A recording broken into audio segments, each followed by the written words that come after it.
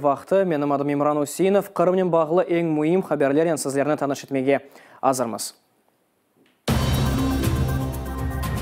Джемат журналисты Нариман Мемедиминовны азат еттілер. Марафон апыстен мектуплер сияси мәбүсір не ақында язалар. Қырым татар медини меркезі açıldı. Қырым татар Джемат журналисты ве Қырым бердемлігі тешкілатын медиа координаторы Нариман Мемедиминов азат етілді. Ой жалжілер тарафындан терроризмге чағырылуларда қанунсыз қабатланылды. Мемориал ақ қорчалайжы меркезі оны сияси мәбүс оларақ таныды ве Мемедиминова қаршы басқы оның ақ қорчалайжы ве журналист олғаны себебінден башланды деп білдіре. Нариман 2,5 ел Ростов вилаятының апысханесінде отырып шықты. Сияси мәбүсінің адлейджілері Эмиль Курбединов ве Эдем Семидляев ве Украина генконсулы Тарас Малышевский ве консул Юрий Довгуля қаршыда олдылар. Нариман вышел, мы его встретили. Хотя из практики люди, мы начали спрашивать у работников в магазине. Из практики сказали, что все выходят в 9-10. Но вот Наримана выпустили только лишь 11:30. Все это время мы прождали под колонией. Как бы не было, альхамдулля, он вышел.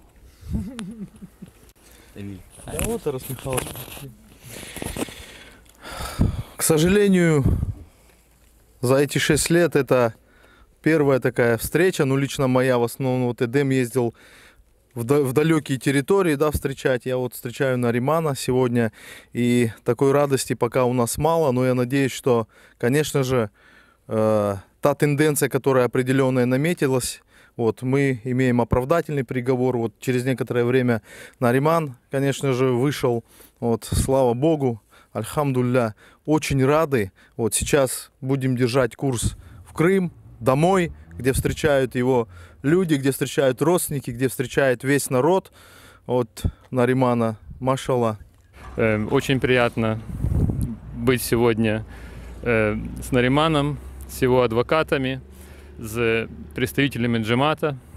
Это в самом деле первый раз для Генерального консульства, когда мы встречаем политического узника прямо здесь, у стен, в данном случае, колонии поселения. Я не удивился, когда вышел и увидел вас всех, потому что я был уверен, что если не будет там какой-то каменной стены, вы приедете сюда. Я был в этом уверен, альхамдулилля, но все равно было приятно. А я сейчас в данный момент несколько, не то чтобы в шоковом, но в таком необычном очень состоянии и в необычных таких чувствах, поэтому много слов от меня не ждите. А единственное и самое главное, я хочу в первую очередь благодарить свою семью. Я целую руки своей матери, супруги. Я благодарю своих детей, своих родственников, которые все это время поддерживали меня. Я благодарю свой крымско-татарский мусульманский джемат. Аллах разолсан сызден, потому что вашу поддержку я чувствовал на себе всегда, все эти 2 года и 6 месяцев.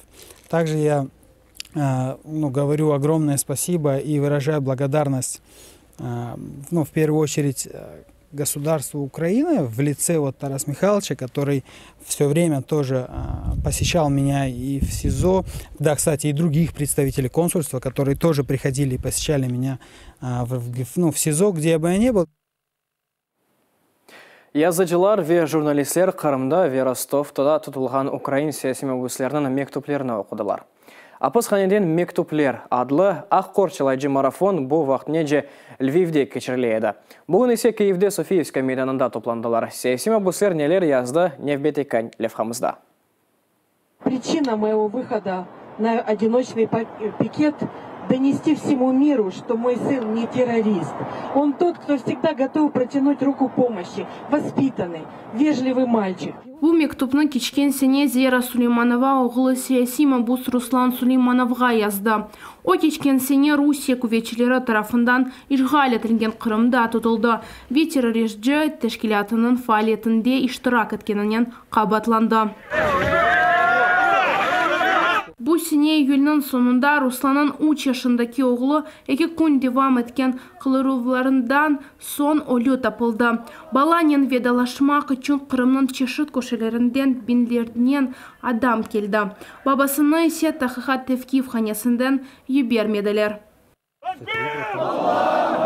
Знаєте, крапля води пробиває камінь, щоб ці слова все ж таки лунали і пробивали цю страшну долю його, щоб ми могли якось все ж таки сподіватися на те, що він постоїть тут разом з нами на цій площі. Дуже хочеться. Я не бачила мами його в житті, але хотіла, щоб її слова лунали. Вот уже закончились все суды, в которых они все равно пытались нас в очередной раз оклеветать, и все осталось без изменений. Поэтому я решился написать это обращение к тем, кто пытается бороться с несправедливостью и злом. Bu ise Kırımlı Enver Bekirov'nun mektubundan parçadır. O da Rusiya saq etilgen ve teröristçe sayılgan teşkilatının faaliyetinde iştirak etkenini qabatlanıla. 2019 senesi işgalci mahkeme onu 18 yıl hapiste cezası mahkum etti. Bugün de meydanda onun mektubunu endi sabah Mabus Igor Kozlovskiy okuy. O edi 100 günden basta boyevliklerinin esirinde geçirdi. 2016 senesi yanvar ayında evinde tintuv geçirildi. Igor casuslukına qabatlangan edi. Igor 2017 senesi dekabrның 27-сінде Денишев hakkında azat etildi. Люди, які там знаходяться, вони страждають. Страждають не тому, що вони скоїли якісь злочини, а тому, що вони є патріотами України. Це українці, кримські татари, люди, які люблять Україну, люблять свою землю. І за цю любов саме вони страждають. Незаконно, знаходяться в умовах, які фактично непридатні для життя. І це не просто хвилина, дві, це роки. Марафон вақытта істегендер Mabuslerге өзлері де мектуб yazып oldu. Голос компаниясының малюматына көре, Русияда вежіғал етілген Қырымда en azından 101 адам tevkifli қала. 130'dan ziyade bala babası sosyal. Bunun gayrı da 230'dan ziyade Ukraynadan basta boyeviklerinin esirindedir. Işgal etilgen Kırım'da da 79 yangi COVID hastası бар buaqta işgalci hakimiyet haber etti. Umumen pandemiya başından işgal altındaki yarımadada 3808 insan COVID-19'ga uğradı. 47 ele oldu. İşgal etilgen Akhyarda da 27 COVID hastası var. Umumen pandemiya başından işgal etilgen Akhyarda 818 insan hastalandı, 22 ele oldu. Kırım Tatar Birlik Medeniyet Merkezi Kyiv vilayetinde açıldı. Bu yerde 200'ge yakın Kırım Tatar ailesi yaşay. Kırım işgalinden son olar yarımadadan koçup ketmege başladılar. Merkezi kuruculukka aman $500 milyon masraf etkenler. Merkez esasında cami, kitapkhane, sport zalı ve toplaşu salonu var. Merkezin açılığı nasıl geçkeni keliniz bakayıq. Якщо будемо завжди всюди єдині. Бірлік Медениет Меркезі Қырым татар ве Украин халқлары арасында бірдемлікнің сақланып қалмасы үшін мейданға келді.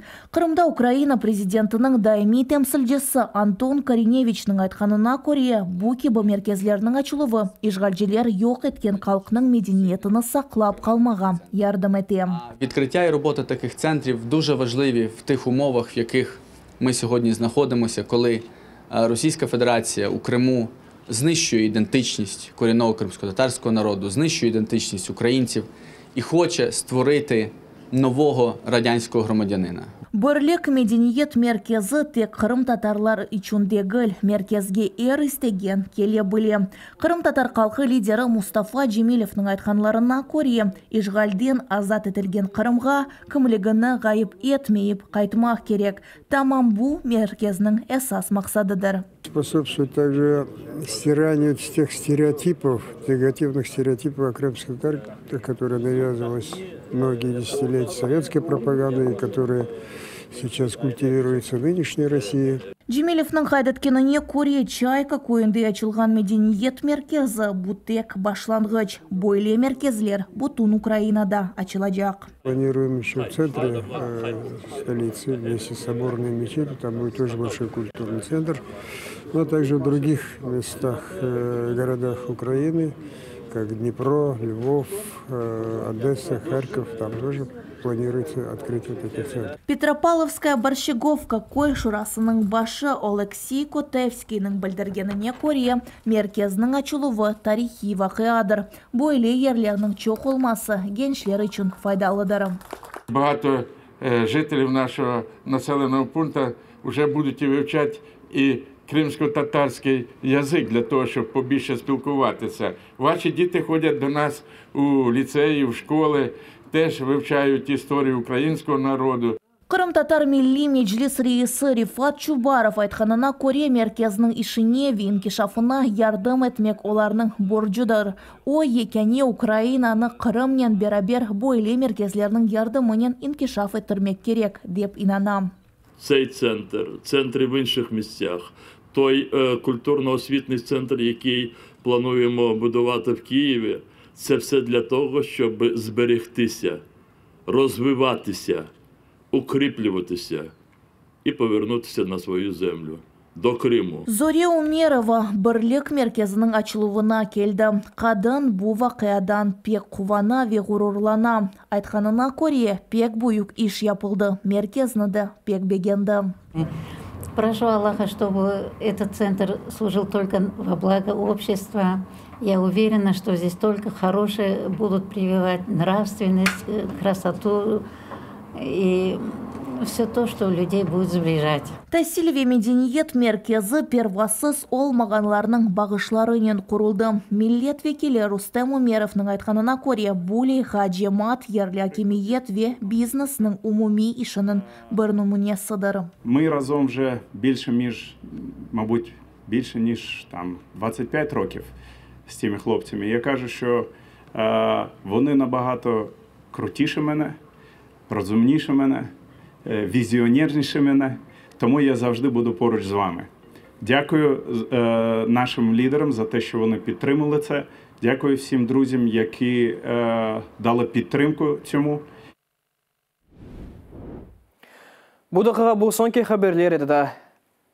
Tkayme.suspilne.ua сайтымызда дата всетлыжа хабарлерінен таныша білесіңіз. Бұл есе сонки хабарлер еді. Мен сіздерін сақлықлашам, өзіңізге мұқайтылыңыз, сақлықне қалыңыз.